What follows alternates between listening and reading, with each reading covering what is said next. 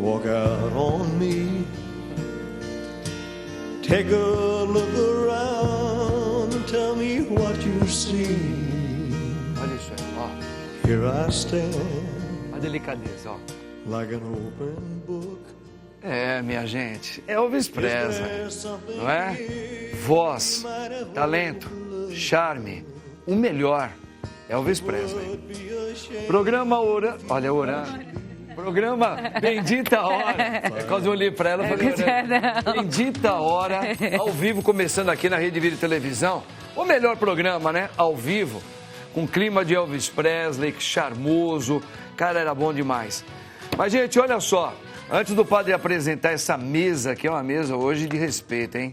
É, essa aqui hoje está diferenciada. É, vai ser bom os papos hoje, hein? Chama todo mundo. Mas antes, vamos colocar tudo nele, tudo no nosso Senhor. Ele que é Pai, Filho e Espírito Santo. Amém. Vinde, Espírito Santo, enchei os corações dos vossos fiéis. Acendei neles o fogo do vosso amor. Enviai o vosso Santo Espírito. E tudo será criado e renovareis a face da terra. Oremos. Ó Deus, que instruístes os corações dos vossos fiéis com a luz do Espírito Santo, fazei que apreciemos retamente todas as coisas, segundo o mesmo Espírito, e gozemos sempre da sua consolação, por Cristo Senhor nosso, assim seja. Rogai por nós, Santa Mãe de Deus, para que sejamos dignos das promessas de Cristo. Amém. Quem como Deus? Ninguém como Deus, irmãos e irmãs. Olha que alegria aqui do padre, hein? Padre aqui hoje, estou ornado de joias refinadas, hein? Vamos começar pelas joias do lado esquerdo do padre e direito seu aí. Ela que é uma baita de uma psicóloga, o padre estava morrendo de saudade dela, hein? Super competente, especializada em psicologia positiva. Ela é fantástica, trabalha muito porque as pessoas procuram muito ela.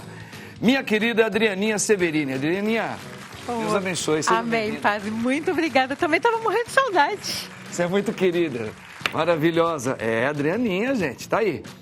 Ele está vindo pela primeira vez aqui no nosso programa, Bendita Hora.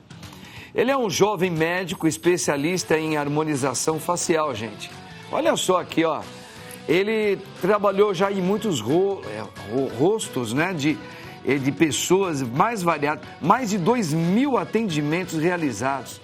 Rapaz, é uma fera no bom sentido, doutor Everton Gomes. Doutor Everton, seja bem-vindo, viu? Obrigado. Deus abençoe. Amém. É, que legal. Gente, ela nada mais é do que uma grande produtora lá na Rádio 9 de Julho. Ela é radialista, comunicadora de primeira qualidade. Quem ela é? Patinha Diniz, olha aqui, ó. Maravilha. Ó. Acertaram.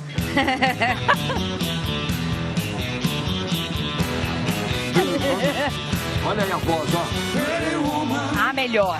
A melhor. Boa tarde. A melhor. Ele é o melhor. É Pra ela, o Bruce é a voz, né? Ele é. Boa tarde, Deus abençoe Padrecinho. você. Boa tarde a todos. Orando em família, Rádio 9 de Julho, todo dia às 11 horas da manhã. Você só deu uma, só deu aquela trocada. Dá uma trocadinha de leve. A presença me confundiu. Gente, ele já veio aqui no nosso programa. Ele é bom demais. Muito respeitado. Olha, gente, ele é cirurgião geral e bariátrico da Clínica Gastro ABC. Olha, especialista em cirurgia geral, hein? Estou aqui com o nosso querido doutor André Augusto. Doutor André, mais uma vez, Obrigado pelo convite. uma grande alegria tê-lo aqui, viu? Obrigado, padre. Agora é muito, muito competente. Que legal. Mas... Vamos lá, gente. Aqui, ó, mais uma informação. Vamos à primeira informação, aliás, né? Primeira informação. Dá uma olhada nisso aqui, ó. Diverticulite. Conheça a causa, sintomas, tratamento e prevenção. Doutor, explica melhor para nós o que é a diverticulite. Às vezes a gente não sabe que tem esse nome, por isso a gente desconhece, nem sabe como é que trata isso aí, doutor André. Uma parte da população, padre, vai ter os divertículos, que são uma fraqueza da musculatura do intestino grosso a partir dos 50, 60 anos. E a partir dos 70 anos, 70% da população vai ter essa fraqueza. Então, são pequenos divertículos. Dou um exemplo para os pacientes, quando a gente enche uma bexiga, que tem uma partezinha do plástico que está mais fininha, que forma uma outra bexiguinha, aquilo é um divertículo. Entendi. Esse divertículo ele pode inflamar, ou ele pode sangrar por alguns motivos, uma dieta irregular, obesidade, uso de algumas medicações, uso de bebida alcoólica, uso de alimentos muito condimentados, grãos, alguns tipos de grãos, mulheres que têm intestino mais preso. Esses divertículos podem inflamar por vários motivos. Perfeito. E aí você começa com uma dor, geralmente mais do lado esquerdo, porque inflama só, os divertículos ficam só no intestino grosso. Então, dor geralmente é mais do lado esquerdo, um desconforto, pode piorar, e você pode ter parada de eliminação de gases, de fezes, febre, dor, isso pode perfurar, formar um abscesso e até ter que operar. Então, assim, tomar cuidado com a alimentação. Se você começar a sentir uma dor que é persistente, às vezes você tem sangue nas fezes também, procurar um médico especialista, cuidar da alimentação. Devido à diverticulite. Pode ser. Vários sintomas podem ser associados à diverticulite e também a outros problemas do intestino grosso. Então, você pode também ter um câncer do intestino grosso, que está muito frequente. Os tumores do intestino grosso são os mais frequentes do aparelho digestivo. É o quarto no nosso país, tanto em homem quanto em mulher. Então, falo aqui, vocês que têm 45 anos ou mais precisam fazer a colonoscopia para prevenir, prevenir os cânceres do intestino. E você vai saber se você tem divertículo. Se você tiver, começar com dor, procure um médico, procure um especialista. Não espere piorar, porque as complicações podem ser sérias. Uma perfuração desse divertículo pode causar uma peritonite, que vai cair fezes dentro da sua barriga. Meu Deus. E aí você vai ter que fazer uma cirurgia, retirar um pedaço desse intestino. E se você começar com crises frequentes, o tratamento pode ser até cirúrgico prévio para evitar complicações mais sérias. O senhor falou de como diagnosticá-lo. Essa diverticulite, ela é mais dentro da colonoscopia ou a endoscopia também é possível verificar? A endoscopia vê a parte superior do trato digestivo. Então, vê o estômago, o esôfago, o começo do intestino delgado. Para você diagnosticar os divertículos, você faz a colonoscopia. Agora, na fase aguda, quando eles estão inflamados, padre, aí o melhor exame é a tomografia ou uma ressonância nuclear magnética. Você nem pode fazer a colonoscopia se o divertículo estiver inflamado, porque você pode perfurar esse divertículo no exame. Porque existe uma perfuraçãozinha, introduz um aparelho, insufla gás, ar lá dentro para você poder... Pode estourar ele. Pode perfurar ele, então é pior. Então, na fase aguda, colonoscopia não. Procure um especialista. Mas uma fase aguda, a pessoa, só para a gente entender, um ser humano pode sentir o quê para falar? Dor. Muita dor? A dor é progressiva, padre. Ela começa geralmente do lado esquerdo, começa com um desconforto. Estou comendo, minhas fezes estão alteradas, o aspecto mudou um pouco, estou com o intestino um pouco mais preso, um pouco mais solto, estou com um pouquinho de sangue nas fezes. Comecei a comer um pouquinho, fiquei distendido, essa dor não melhorou, piorou, hoje, amanhã, 48, 72 horas. Comecei a ter um pouquinho de febre, estou com mal-estar, dor no corpo. Perfeito. Aí você precisa procurar um pronto-socorro. Sempre um profissional, viu, gente? Um profissional, tá? Isso aí, doutor. Valeu mesmo. Que bacana, hein? Olha, minha gente, vamos a outra informação aqui. Olha aqui. Quais os principais procedimentos na área de estética facial? As pessoas hoje andam cuidando bastante do rosto, bastante. Quais são os principais procedimentos, doutor Everton, que está assim, tá no auge para todo mundo aí buscar, vai? Bom, padre, eu costumo sempre falar que a gente classifica em três coisas, né? Os injetáveis, os estimuladores e a cirurgia. Estimuladores, né? Nós acabamos injetando ali algo para estimular, por exemplo, um colágeno. Chega uma certa idade, a pessoa ela para de ter essa produção. Nós fazemos a reposição para ter uma firmeza na pele, para essa pele ficar com uma qualidade como ela era antigamente. Sim. Temos os injetáveis, né? Por exemplo, o ácido hialurônico, que é o principal, né, que a gente utiliza no dia a dia.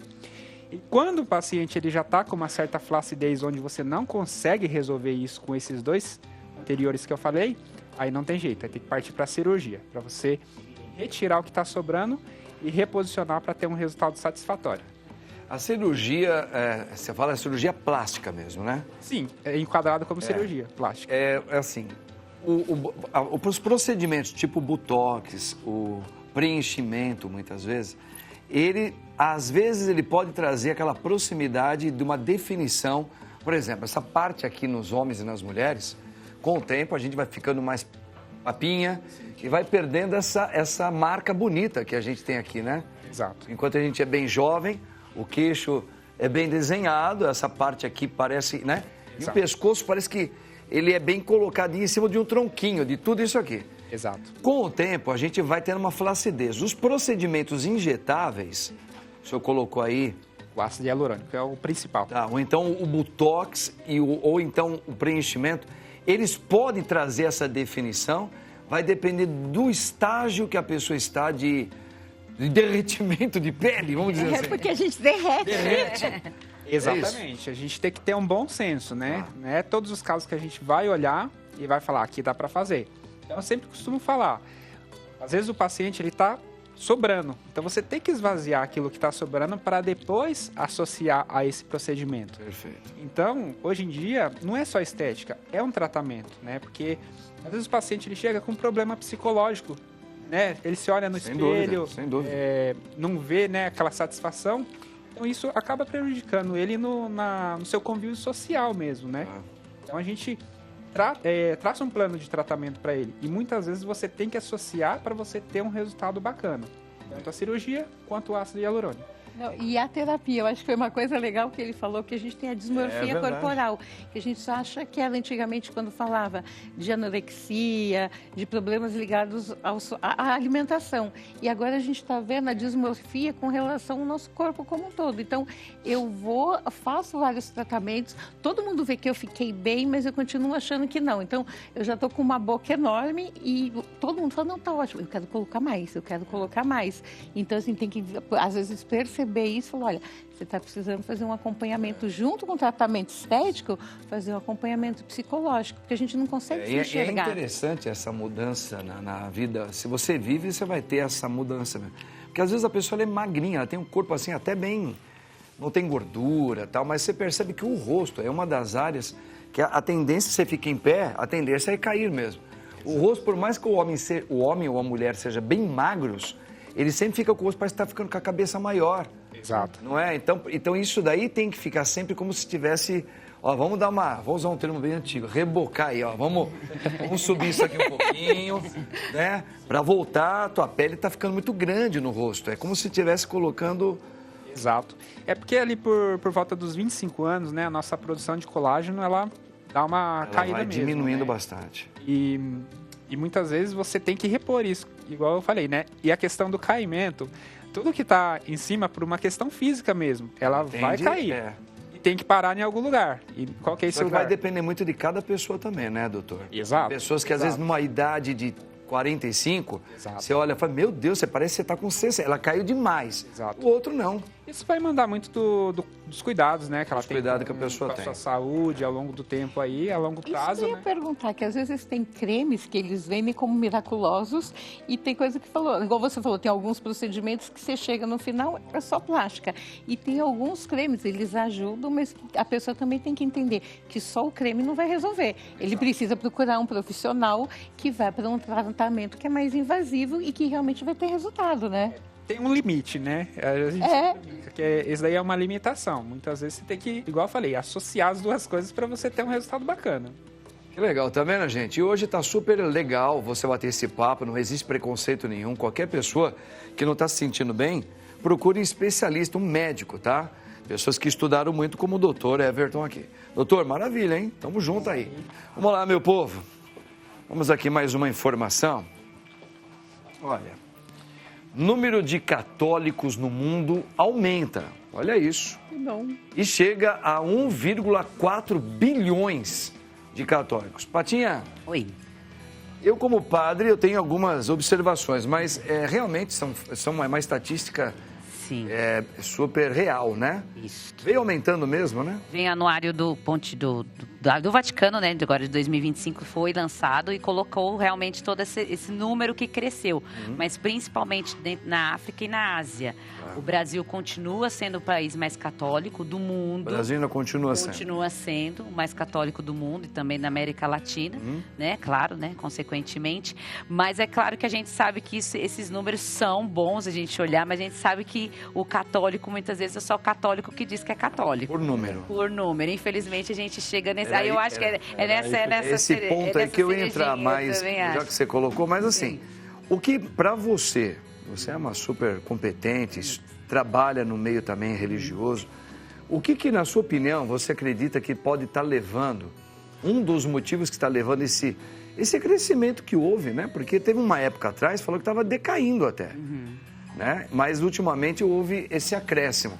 Na sua opinião, Patinha, o que você acredita que pode estar contribuindo para ter esse aumento, principalmente ali na Ásia, na África, que são esses pontos geográficos assim que teve um aumento, principalmente? Eu acredito que é a situação do mundo. Eu acho que aí um pouco dentro, até um pouco no que vocês já falaram, já conversamos até um pouco antes do programa começar, que é essa necessidade que o ser humano tem de buscar. Então, às vezes, eles buscam na estética, ele não encontra, ele busca, às vezes, até com a psicóloga, ele não encontra, ele procura uma cirurgia e não consegue, e aí ele vai buscando, e talvez ele está indo... Ele falou assim, poxa, vamos tentar. Eu acho que é uma coisa meio, vamos tentar aqui também um pouco na religião. E nesses países, por exemplo, como na África, né, nesses continentes que é uma região muito mais pobre também, né, eu acho que é uma forma também da pessoa ver esperança. Eu acho que o ser humano está nessa sede da esperança. Principalmente da população mais carente, a fé sempre ela tem uma tarimba maior, né? Eu acredito que sim. E o Papa teria alguma responsabilidade nisso? Também, Papa Francisco? Também. Pelo carisma dele? Também acho, porque ele é um Papa que ele trouxe muito, né? Ele achega muito a gente, ele é muito simples, ele é muito o palavreado dele, né? É simples também. Ele foi adotado, eu acredito até por quem não é católico, apesar que os papas normalmente são adotados por todo mundo, né? Acaba. Mas o Papa, ele tem uma simplicidade que encanta todo mundo. Então, e a forma com que ele coloca o Jesus que a gente acredita, que a gente já serve, que a gente vive, Perfeito. né? Então, ele coloca de uma forma que atinge a vida da pessoa, né? Ali, naquela realidade que ela está na África. As pessoas se sentem valorizadas mesmo que elas tenham uma outra predominância em algum estado espiritual ou de algumas coisas que elas acreditam como verdade. O Papa Francisco veio trazer primeiramente uma acolhida a todos eles, né? Dizendo, você é bênção, viu? Eu acho que ele é uma maneira muito simples dele. Eu acho que isso aí também está ajudando muito. Eu acho que ajuda. E outro ponto também que eu acredito que ajuda muito, principalmente nesses países que aumentou, nos continentes que aumentaram, é porque ali não é como aqui. A gente tem esse defeito, eu acho, como até brasileiro, que é o país mais católico. Tem igreja muito fácil. E na África não é tão fácil assim, nesses países não é tão fácil como a gente encontra aqui. Sim. Então, quando a pessoa vai, ela vai com aquela sede maior. Eu acho que ela fala, puxa, é a minha oportunidade, eu estou rezando, eu estou numa missa. Não vai ter padre toda hora, não tem padre eu não toda vou receber hora. esse sacramento toda hora. Exatamente, eu acho que entra um pouco nisso. Porque a gente tem essa coisa um pouco do católico, que a gente é católico, a gente brasileiro, a gente é católico. Mas muitas vezes a gente deixa só para ir na Semana Santa, na missa. Verdade. Celebrar só no dia 12 de outubro, dia de Nossa Senhora Aparecida. Eu vou lá para Aparecida para rezar e a gente tem um pouco disso. Você sabe também, que nós sofremos muito com essa coisa que não é de todos, graças a Deus, mas assim, nós somos um grande número, mas de poucos católicos de verdade. Aqueles que têm um segmento de fé justa naquilo que segue Jesus. Porque católico batizado a gente pode ser a maioria. Só que não condiz hoje, porque é uma mistura total, é uma descrença e é uma falta de testemunho que só vem aumentando no meio dos católicos. Infelizmente, isso também. Poderia ser muito maior esse número. Poderia ser muito maior. No trânsito só vê um monte de gente fechando, fazendo besteira, gritando, falando palavrão com crucifixo aqui pendurado no carro. É verdade.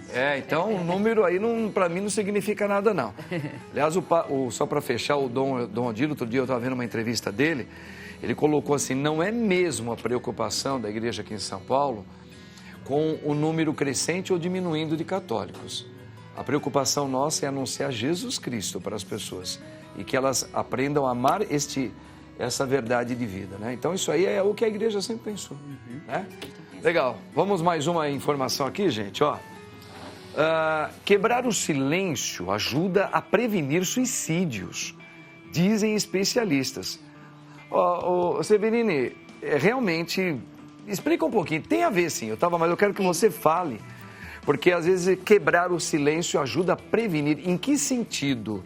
No caso de suicídios, mais exatamente. É principalmente quando a pessoa começa a falar sobre as dores dela, quando ela está sentindo, e terem pessoas que possam ouvir, não só um psiquiatra, um psicólogo, mas as pessoas que estão no meio delas. E as pessoas, cada vez, principalmente quando está em depressão, ela se cala, ela se fecha, e aí as ideias de uma tentativa de suicídio vão ficando grandes. Porque cada vez, quando eu estou falando comigo, cada vez parece que ela vai tendo mais lógica. E a hora que você começa a conversar com alguém que você confia, o outro começa a te mostrar que não tem lógica, que não é isso que vai resolver o seu problema, que você tem outras formas. Então, quando você perceber alguém muito quietinho, é pegar na mão dessa pessoa e levar para um profissional para que ele possa ajudar e falar mais sobre isso. Porque isso pode nos enganar, que às vezes pode ser a personalidade da pessoa ser quieta. Ele é quieta. Mas às vezes não, às vezes a pessoa ela está se afastando do todo, né? E quanto assim, eu já tratei pessoas com ideação suicida e elas, de verdade, elas acham que essa é a única saída. Eu não tenho como resolver os problemas. E assim, só que isso demora um tempo. Ninguém pensa em se suicidar de uma hora para outra. É um processo. E aí você tem que desconstruir, começar a ver a pessoa, levá-la a ver um outro mundo. E quem está perto dela perceber, olha, a Adriana é quietinha, mas ela está um quietinho diferente, ela está triste, ela está desinteressada das coisas. Você começa a trabalhar no automático. Tem aquele assim, ele vai trabalhar, ele volta, ele dorme, mas ele começa a parecer um robozinho. E infelizmente as pessoas não falam disso. Tem um tipo de depressão que é a anedonia, que é a falta de ausência de fazer as coisas. Ela faz exatamente automatizada. Trabalha, come, deita, dorme, vai em festa da família, mas assim como um robô. E as pessoas não percebem isso. Elas acham que, ela tá quietinha, hoje ela não tá afim de papo, deixa ela no quieto dela. E assim, e começar a buscar essas pessoas, estar perto de você. É tão verdade, Severino, tão verdade o que você está falando no seu profissionalismo, que nós tivemos aqui na sexta-feira o padre Jefferson. Ele é do Piauí, ele faz um trabalho de exorcismo. Então, ele entrou muitas vezes nesses casos de pessoas que às vezes buscam até um suicídio. Ele só se aproximou. Falou, não é minha competência, mas ele quis dizer o seguinte, você procurar fazer um caminho com essas pessoas. Na verdade, o que a gente percebe é que o ser humano está cada vez mais sozinho, mais isolado, então a gente se desconhece. Eu não estou percebendo mais você. Então, para mim, é aquilo que eu falei, você é assim. Não, às vezes a pessoa, você percebe, ela é quieta, mas ela está mostrando uma quietude triste, longe, diferente de uma pessoa que é tímida e quieta. Então, essas pessoas precisam fazer um acompanhamento, ela tem um caminho com elas, né? Que nem você falou, desconstruir, para primeiro desconstruir aquela coisa que parece impossível. Que minha única solução é morrer para acabar com essa dor que eu sinto. Desconstruir isso. E vai precisar de gente competente, pessoas, e até uma espiritualidade também, se precisar, para que isso aconteça. E eu falo assim, para prestar muita atenção em adolescentes e idosos. São as duas pontas que mais causam preocupação. Porque os adolescentes se trancam no quarto, parece que tem relacionamento, interação social, não tem nenhuma, e os idosos ficam quietinhos em casa. Então, assim, sempre prestar atenção nessas duas pontas, que é onde tem crescido muito o suicídio. Interessante. Infelizmente. Crianças e adolescentes, né, padre, que ficam muito tempo de tela, ficam só jogando, fechados, jogando, sempre à distância, não interagem com outras crianças, outros adolescentes, tem aumentado muito mesmo. Tem aumentado bastante. Isso é geral, tá vendo? Todos os especialistas falando a mesma coisa. Vamos aqui mais uma notícia. Bora, põe aqui, ó. Como é que é? Platismoplastia. Ô, meu nome. Olha aí, conquiste a definição tão sonhada na região do pescoço. Meu querido doutor, explica isso para nós aí, essa platismoplastia. O que é essa região aqui do pescoço? Castiga, hein? Que eu vejo de mulher com lenço ultimamente, cara. Isso, padre. O que acontece? Nós temos um músculo que se chama platisma. Todo mundo tem esse músculo. Platismo, todos nós. Todos nós. Ele começa aqui de origem aqui, mais ou menos em base de mandíbula, e se estende até aqui. Esse músculo, com o passar do tempo, ele vai ficando flácido. E aí ele pesa e leva a sua papada lá para baixo. Com isso, nós fazemos uma cirurgia que é a platismoplastia, onde nós retiramos esse excesso que está sobrando e deixamos ele bem esticadinho, conquistando assim a definição que todo mundo quer ir no dia a dia. Mas assim, posso fazer só uma pergunta agora, voltando a falar Claro. essa questão de você ter uma certa discrição, né? Digamos que a pessoa está com muita papa, né? Sim. E há anos a pessoa está vendo ela.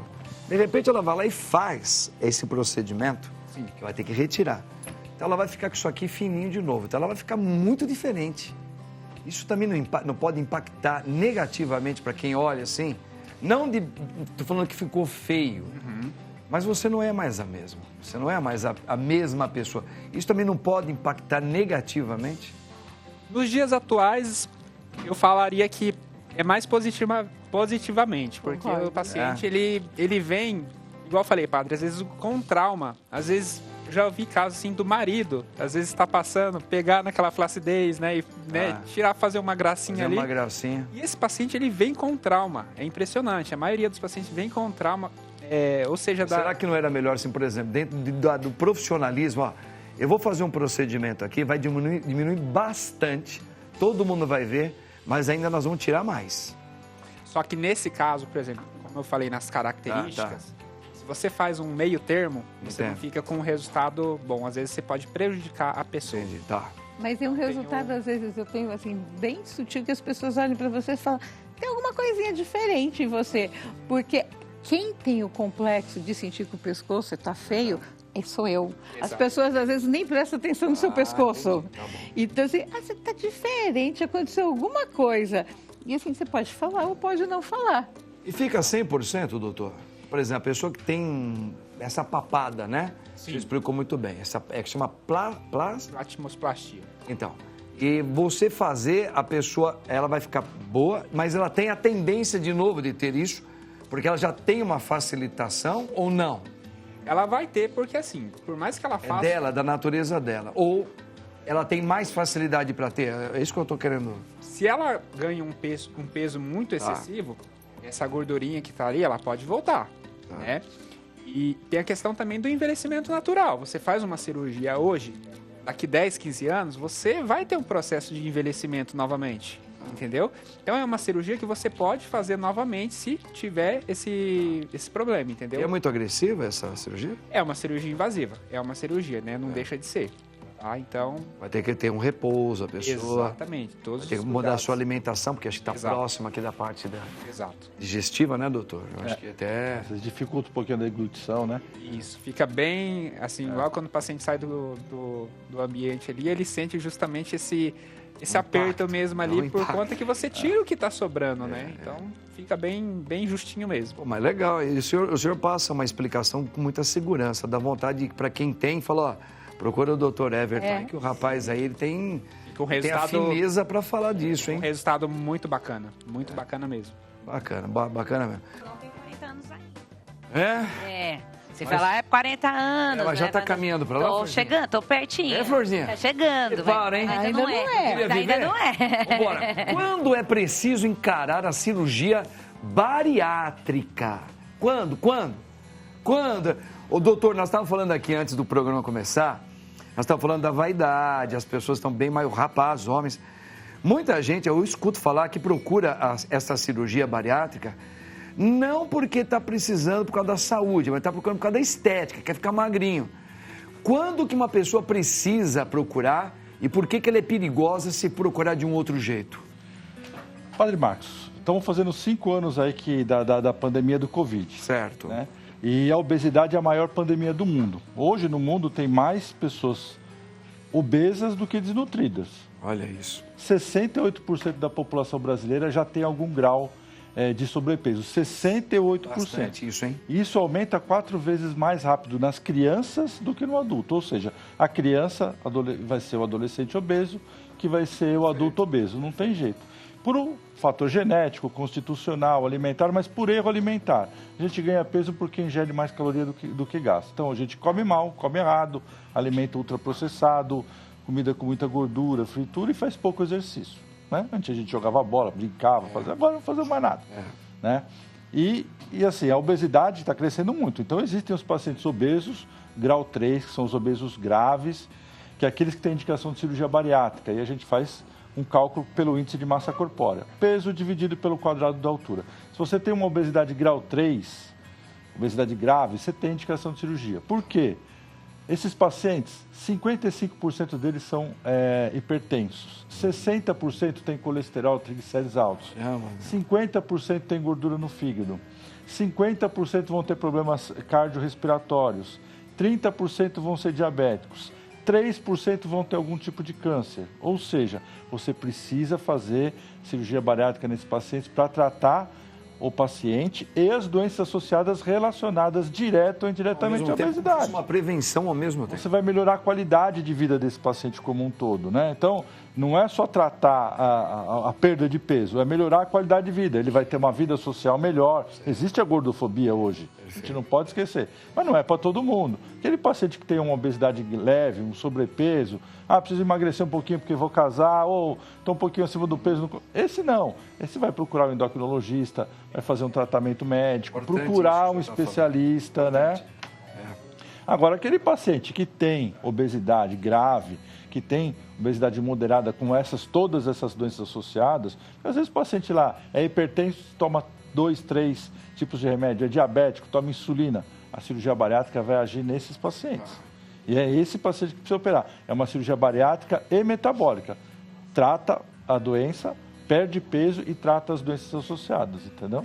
A vida de uma pessoa que fez essa cirurgia, ele vai ter que se readaptar na vida porque muda todos os costumes da pessoa, né? Isso que eu ia falar que, assim, não sei se o doutor concorda, é muito importante o acompanhamento psicológico do começo até o fim. Que agora eu não sei se mudou, mas antigamente, logo que comecei, precisava de um laudo de uma nutri, um laudo de uma psicóloga para poder liberar para fazer a bariátrica. E o ideal é que depois da cirurgia continue fazendo, porque muda toda a sua vida. A pessoa pode entrar em depressão, porque assim, eu não estou mais acostumada. Eu ficava triste, eu comia.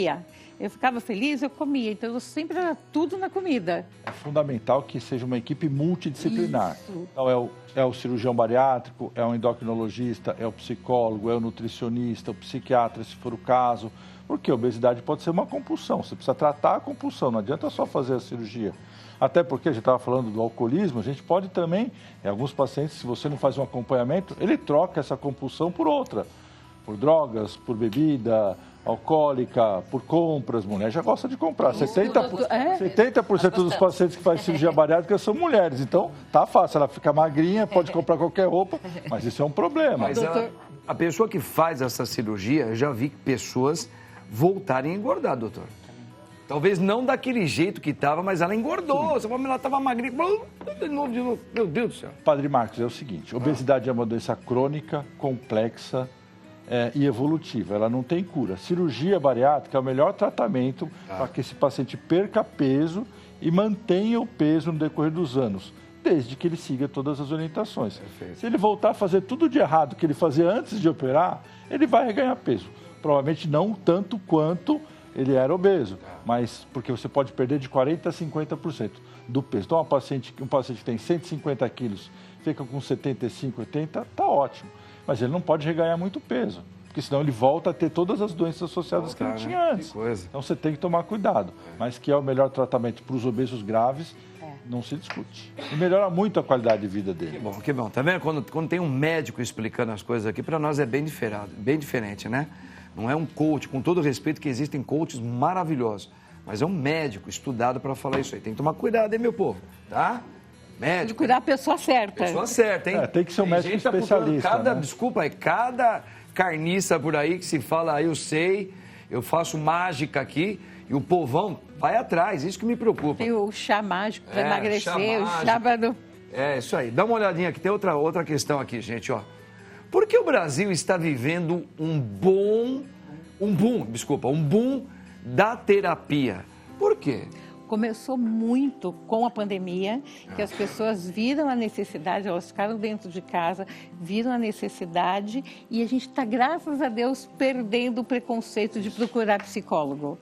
Então, assim, eu sempre, por ter sido executiva de empresa, então eu sempre tive um público mais masculino que feminino, que é estranho. porque normalmente a mulher é a que procura mais terapia do que o homem. Mas com esse boom, o excesso de trabalho, que agora a gente já tem um nome, que é o burnout, começaram a fazer com que as pessoas procurem cada vez mais e perderam aquele medo de falar, nossa, eu não falo que eu faço terapia porque senão vão achar que eu sou louco. As pessoas, infelizmente, ainda têm muito problema com o psiquiatra.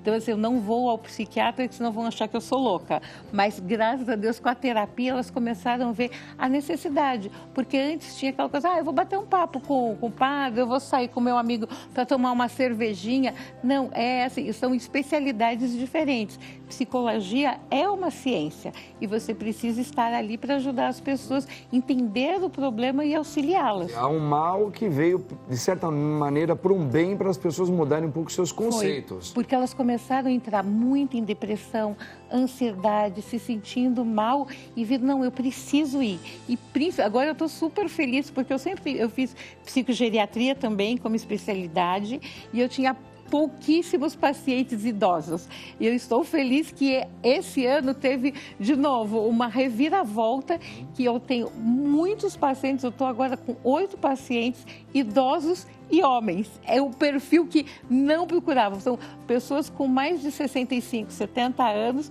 que estão procurando terapia porque eu estou caminhando para o final da minha vida e eu quero resolver tudo isso que eu carreguei durante 70 anos de uma forma boa. Eu quero ser feliz nesse tempo que está sobrando para mim. Mas eu acredito também que vocês, profissionais na área da ciência psicológica, vocês tiveram um boom também de uma certa malícia de falar com uma linguagem mais fácil.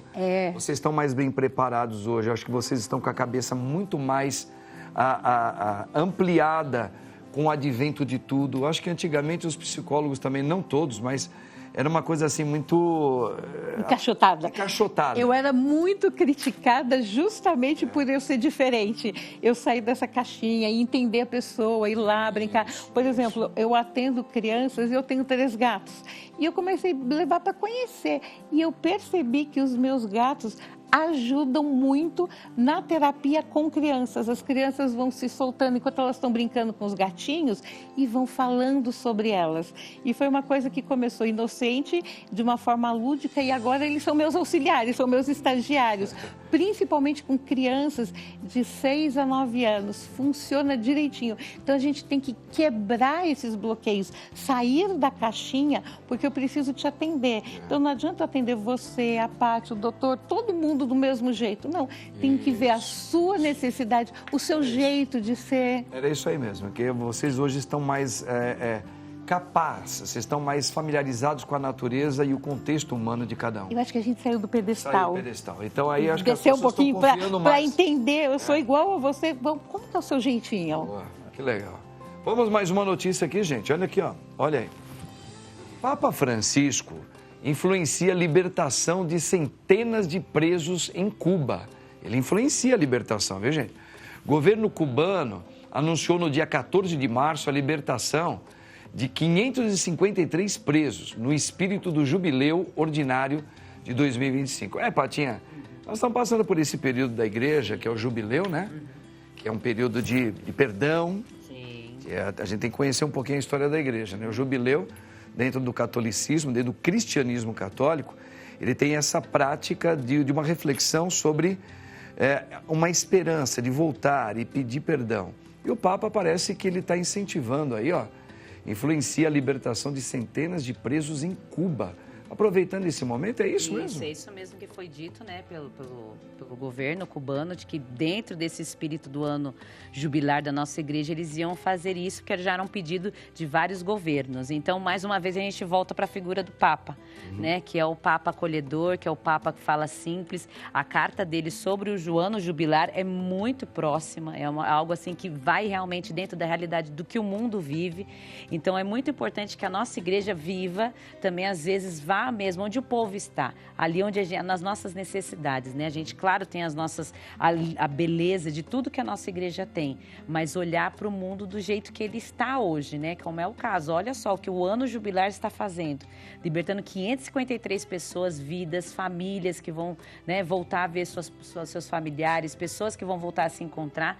E, então, é muito importante que a gente possa viver a nossa fé no mundo em que nós estamos. Eu acho que é isso, não só dentro do templo. A gente tem que realmente viver junto no que o mundo está pedindo. E essa é a palavra nossa, da nossa igreja. É paz, é esperança, é amor. É o que o Papa sempre fala também. Sim. É interessante, desde que o cardeal fez aquele livro dele, que foi uma entrevista, ele falava, nós esbarramos um pouquinho sobre essa questão de como que é o Papa atual, o Papa Francisco, né? Então, ele até junto com como é que é? O Silvonei, José. Silvonei, ele está falando assim, o Papa Francisco, ele tem uma linguagem, ele é muito simples, ele parece um menino às vezes, né? Sim, é verdade. E isso aí, a população tem uma identificação por maneiras simples de falar. E a coisa assim, de querer descomplicar, né? Claro que os outros, não é que os outros eram complicados, não, claro. Cada um, ele mereceu a sua fatia na história da igreja e foram importantíssimos. Bento XVI foi assim uma intelectualidade magistral. Verdade. Por um período muito difícil que a nossa igreja entrou. O Papa anterior, e o Papa Francisco ele tem essa sensibilidade de usar um termo muito humano e que ele mexe com as estruturas, né? Você vê as pessoas do mundo muito parecido com o Papa João Paulo II, né? E as pessoas de outras denominações, de outros países se identificavam, como se identificam com o Francisco. E eu acho que fica também aquela coisa um pouco do testemunho do Papa. Nós, que vivemos a nossa fé, que estamos na igreja, nós também temos que mostrar essa amor, sermos mais amorosos, mais acolhedores, né? Não julgando, você não vai, você é isso, você... Não, a gente tem que ter esse espírito mesmo de acolhimento, porque as pessoas precisam. A gente vê tantas dores, tantas coisas estão acontecendo nesse mundo, e aí a gente precisa usar da nossa fé, ser Cristo na vida da pessoa, porque é isso que ele fazia, ele amava. Cada amor, eu acho que o Papa trouxe isso. Para mim, o Papa Francisco, ele desperta amor. Desperta. Eu acho que ele trouxe a igreja mais perto da população. Acho que isso foi que, esse acolhimento é que até explica um pouco da igreja ter aumentado, né, o número de... Então, foi até que nós falamos, é por causa do linguajar dele que está fazendo com que muitas pessoas voltem para a espiritualidade católica que estavam desacreditados no catolicismo, né? Gente, olha só, viu? Assuntos assim, bem pertinentes, agradáveis, né, hoje. Só que o nosso tempo acabou, não é? A parte triste. É a parte triste. Mas tem a parte boa, porque daqui a pouco o Padre Marcos e eu, a Patinha, nós vamos estar lá na Paróquia Nossa Senhora da Lapa, tem a noite carismática, hein? 7 horas da noite. 7 horas da noite, tá bom? Gente, eu agradeço muito aqui o nosso querido doutor dentista e também especialista em harmonização facial, nosso querido doutor Everton Gomes. Maravilha, doutor. Obrigado. Volta, viu? Gostei demais aí. Com certeza. Tá passando aí na sua rede social, Instagram, seu aí, ó. Tá vendo, doutor? @doutor.everton.gomes e assim por diante. Muito bom. Adrianinha, você vai voltar logo, né? Volto. Se Deus quiser, eu volto. Você é maravilhoso. O Rodolfo tem que me lembrar, ele esquece de mim, meu Deus. É que tem muita gente também, né? Patinha, obrigado mais uma vez. Um beijo para todo mundo que nos acompanha pela Rádio 9 de Julho, né? Tem que ser o pessoal da Rádio 9 de Julho aí, sensacional. Tamo junto sempre. Obrigado, Patinha. Obrigado, Padrezinho. Doutor André, o senhor aí num bom sentido, é um monstro sagrado. Tamo junto, obrigado hein? pelo convite de novo. Bom, obrigado mesmo pelas colaborações. Gente, que Deus abençoe você, no nome do Pai, do Filho e do Espírito Santo. Amém. Amém. Tchau, meu povo. Find that freedom ain't what you thought it would be. The years we had were not all bad. In fact, I know the good outweighs the bad.